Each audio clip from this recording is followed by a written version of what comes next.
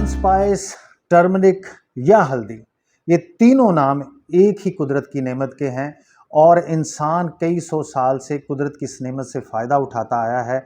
और आज हम बताएंगे कि हल्दी एक्चुअली किन लोगों को इस्तेमाल नहीं करनी चाहिए और अगर इस्तेमाल भी करनी है तो आपने कैसे इस्तेमाल करनी है। तो सबसे पहले आप जहन में रखें कि हल्दी में पाया जाने वाला कंपाउंड जिसे करक्यूमन कहते हैं, ये जितने भी हम फ़ायदे उठाते हैं हल्दी से, जितने भी फ़ायदों का जिक्र होता है, बुनियादी तौर पर वो करक्यूमन की वजह से ही इंसान को मिलते हैं।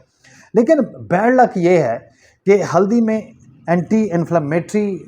एक एलिमेंट है, रिलैक्सिंग एलिमेंट है, इम्यून सिस्टम को ये बूस्ट करती है और इसमें ज़ख़म को भरने की सलाहियत है। लेकिन एक बैड लक है कि करक्यूमन की खून में जज्ब होने की सलाहियत बहुत कम है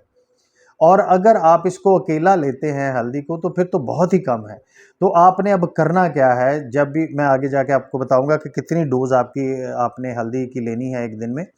तो सबसे पहले आपने कोशिश करनी है कि जब भी आप हल्दी को लें, अपने इस जिस्म के अंदर लेके जाएं, तो उसको दूध के साथ लेके जाएं, दूध में मिक्स करके लेके जाएं। उससे ये है कि करक्यूमन की आपके खून में जज्ब होने की, अब्जॉर्ब होने की सलाहियत कई गुना बढ़ जाती है दूध के साथ जब आप हल्दी अपने जिस्म में लेके जाते हैं। दूसरा, एक इंतहाई कुदरत का लाजवाब तोहफा जिसे हम काली मिर्च कहते हैं, इसमें पाया जाने वाला पाइपरिन कंपाउंड जो है वो जब करक्यूमन के साथ अलाय करता है तो हल्दी का जो करक्यूमन है उसके खून में जज्ब होने की सलाहियत 1000 गुना बढ़ा देता है और लीवर से हल्दी के करक्यूमन के गुजरने की स्पीड को बहुत स्लो कर देता है और ये अंतड़ियों से गुजरता हुआ आपके खून में ज़्यादा मिकदार में शामिल होता है और आपको इसके वो सारे फ़ायदे, जिनमें सारे लोग, सारी रिसर्च इस बात पे मुत्तफिक है कि हल्दी में एंटी इन्फ्लेमेशन एलिमेंट है, हल्दी में रिलैक्सिंग एलिमेंट है, हल्दी में इम्यून सिस्टम को बूस्ट करने की सलाहियत है और हल्दी में ज़ख़म को भरने की सलाहियत है और हल्दी में ब्लड ब्रेन बैरियर क्रॉस करके आपके दिमाग पर इफेक्ट करके आपकी नींद को बेहतर करने की सलाहियत है। तो लिहाजा आपने आज के बाद अगर हल्दी लेनी है तो ये जो दो चीज़ें मैंने आपको बताई हैं, जिसमें काली मिर्च या दूध, इनके साथ आपने लेनी है,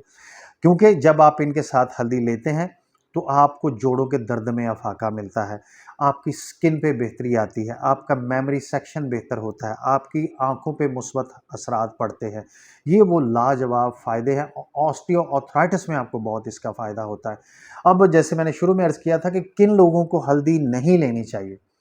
देखिए, जो लोग मिर्गी की या एंटी डिप्रेशन की मेडिसिन ले रहे हैं तो वो मेडिसिन की फार्मूलेशन ऐसी होती है कि जब आप लें तो वो सिर्फ थोड़ी सी देर आपके खून में रहती हैं और उसके बाद यूरिन के रास्ते वो निकल जाती हैं। लेकिन जब आप हल्दी लेंगे और साथ में मिर्गी या एंटी डिप्रेशन मेडिसिन लेंगे तो फिर वो दवाई खून में ज़्यादा देर तक रहेगी और उसका आपको बहुत नुकसान हो सकता है। इसके अलावा अगर खुदा न खास्ता कोई रूमेटॉइड आर्थराइटिस का पेशेंट है वो इसको अवॉइड करे, इसके बाद एक्जिमा का कोई पेशेंट है वो अवॉइड करे, इसके बाद कोई IBD का पेशेंट है या गट डिसऑर्डर का पेशेंट है वो इसको अवॉइड करे। मतलब ये कि जो लोग ऑटो इम्यून डिजीज़ का शिकार हैं वो इसको अवॉइड करें। और आखिरी बात, बड़ी अहम बात, कि करक्यूमन के कैप्सूल भी मिलते हैं लेकिन आपने वो नहीं लेने, क्योंकि जब आप रॉ फॉर्म में हल्दी लेते हैं तो उसका ये बेनिफिट होता है कि हल्दी के करक्यूमन के साथ 300 एजेंट्स और भी आपके जिस्म में जाते हैं जो आपको बहुत फ़ायदा देते हैं। तो ये मैं हल्दी की डोज साथ में आपको स्लाइड दिखा रहा हूँ। इस स्लाइड के मुताबिक आपने लेनी है, इस कंपोजिशन के तहत लेनी है, इस फार्मूलेशन के तहत लेनी है, तो इसका आपको इंशाल्लाह बहुत ज़्यादा फ़ायदा होगा। इसका स्क्रीनशॉट ले लें। तो हल्दी खाइए, तंदुरुस्त रहिए, अपने खून की मिकदार बढ़ाइए, अपनी स्किन को फ्रेश कीजिए, अपनी नज़र बेहतर कीजिए, अपने मेमोरी सेक्शन को बेहतर कीजिए, अपनी नींद को बेहतर कीजिए, अपने जिस्म में एंटी इन्फ्लेमेटरी खसूसियत पैदा कीजिए, अपने इम्यून सिस्टम को बूस्ट कीजिए और अपने सिस्टम में रिलैक्सिंग एलिमेंट को दाखिल कीजिए और हीलिंग एबिलिटी अपने जिस्म में पैदा कीजिए। बहुत शुक्रिया।